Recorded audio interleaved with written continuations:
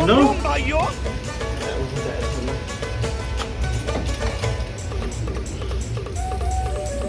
आना रे।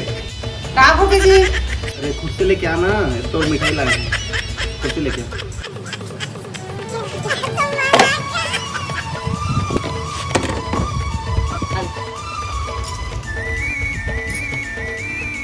चल जाता हूँ, फ्रिज में रख देता हूँ।